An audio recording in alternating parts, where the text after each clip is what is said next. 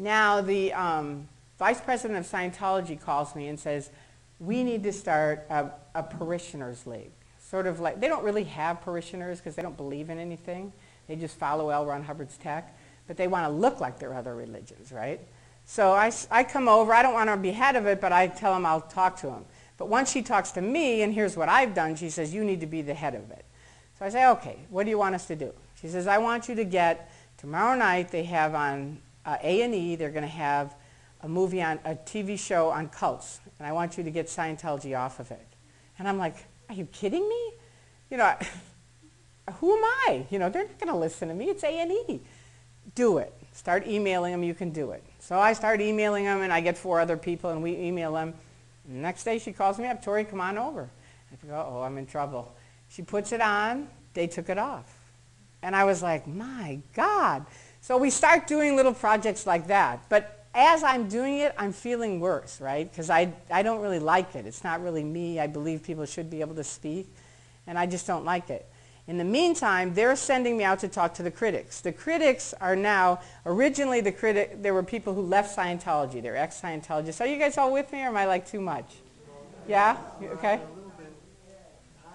Okay, I'm almost done. Okay, I'm almost done.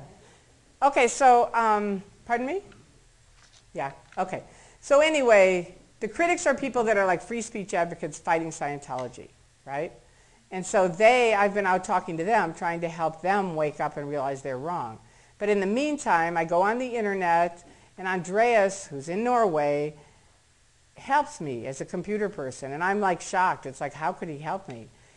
And so I write him and say, thank you for helping me. And he writes me back and he says, you're welcome, best wishes, Andreas. But he has his full name and his full address and everything. And I think, wow, here we are at the top of the bridge to total freedom. We're lying all the time. We can't use our own name. We can't definitely tell anybody our address in this secret mafia thing that I'm in. And here's Andreas, the big quote-unquote devil, telling me everything. So I write him back and I say, you know, why do you have up this stuff about my religion? And he writes back and he says, I believe in truth. I believe in looking at both sides. And I believe in having the courage to say what I think. I don't think Scientologists are bad. I just think they're misinformed. And with that, I just sat in my dining room and cried for like 4 hours because I realized that's who I was at 22 when I got in Scientology. I did believe in truth, and I did believe in looking at both sides. And now I was at the top, had no money, had given them all my money. I was a wreck, and you know, I couldn't even tell my own name. I was hiding all the time. You know, it was ridiculous. And so I wrote him back and I said, I can't stop crying. I mean, I don't know what to do. I have no one to talk to. My husband was born in it. I can't talk to my friends. I can't go talk to Scientology. All the critics think I am David Miscavige. I'm like really scared, right? And he wrote me back and he said, I'm crying reading your email. I'm really sorry to hear what's happening to you, but I've got to ask you this question. What kind of friends could those be if they're going to leave you because you change your mind? And that was really, the Truman Show cracked open for me at that point. Soon after that, I left. He helped me go to Clearwater to meet some friends. They said, bring a cell phone. I went to LAX, and there's Janet Weiland, walks up to me, what are you doing? And I said, how do you know I'm here? And she said, we know where you're going. We know who you're seeing. You're not going. So I get on the cell phone to Stacy, and she goes, stay with us. Stay on the phone. We know what they're doing. You know, don't set the phone down. So basically, after an hour, they get me on another ticket. I get on the plane. I think I'm fine. I get to Chicago. I have to change planes. My husband walks up in the airport. Tory, what are you doing? What do you think you're doing? And I'm like, I know all this dark side of stuff that he doesn't know, right? Because I promised I'd never tell him, right? And I'm like, and he's like, we need to go on a vacation. And I know what a vacation means, just like Lisa McPherson. They're going to lock me up in some kind of a cabin, and they're going to torture me. Or not torture, but, you know, not talk to me. And that, to me, that was torture. And I said, just stay away from me. I've got to go talk to these people. I don't know what I'm doing, but just leave me alone. And so finally the Office of Special Affairs comes up in the Chicago airport. And I'm like, what are you doing here? I thought you just, you know. Anyway, finally I get on the plane. I get to Clearwater. It lands at 1:45 in the morning. Now I think, okay, fine, I'm safe. You know, it's 1:45 in the morning. They're not going to be here. Wrong. There's like 25 of them, police, and Bob, Stacy, and Jesse are all there. I used to think were the devils, and now they're like coming to save me, right? They'd called the police saying she's escaping from a cult. We're going to need your help. And sure enough, they're jumping up and down, and I go talk to them for a minute. And the one person at the time I was leaving from was because of David Miscavige. Later, I learned about Hubbard and all these other things, but at the time, it was just I didn't like Miscavige. And so she says, Tory, he's the head of the Scientology now after Hubbard died.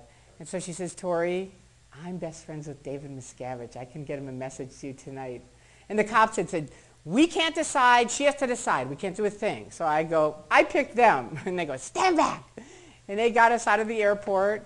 And then from that, you know, it's just been an unraveling thing. Again, I wasn't going to speak out. Mark happened to be at a thing in Boston with me where I was just trying to talk to the Church of Scientology, and they just kept filming me and being really nasty to me, and finally I just thought, you know, I do have a whole lot to say, and I did this whole video called Magoo Dancing in Boston, which he made. It's fantastic. It's on xenotv.com. But anyway, since then, yeah, he has videos of it. But since then, basically, I've been speaking out. I've been doing my thing. I've helped a lot of families. I've helped kids get out. Scientologists have written me and woken up. I continue to speak out. I was on CNN 2 weeks ago. I was in Inside Edition. You know, like all these different media have interviewed me. And now they're sending their private investigators out. But, you know, it's like, fine, send your private investigators. All I did was post it on the internet. That's what they're doing. And I called every single radio and TV station and said, this is what they're doing. Start a file. Because if they're going to do more, we're going to have a story. And they said, you're on. They all wrote me back and said, deal. So, you know, that's the blessing and the hope of the internet, is that the internet, to me, I mean, here's a person in Norway who helped me wake up. And there's a connection that you can stay in touch with if you learn the internet that's just fantastic. It really is. It's amazing. So anyway, all of you people are very big critical thinkers, I'm sure, and I want to congratulate you on that and thank all the critics of the world because they helped me wake up. So that's my story.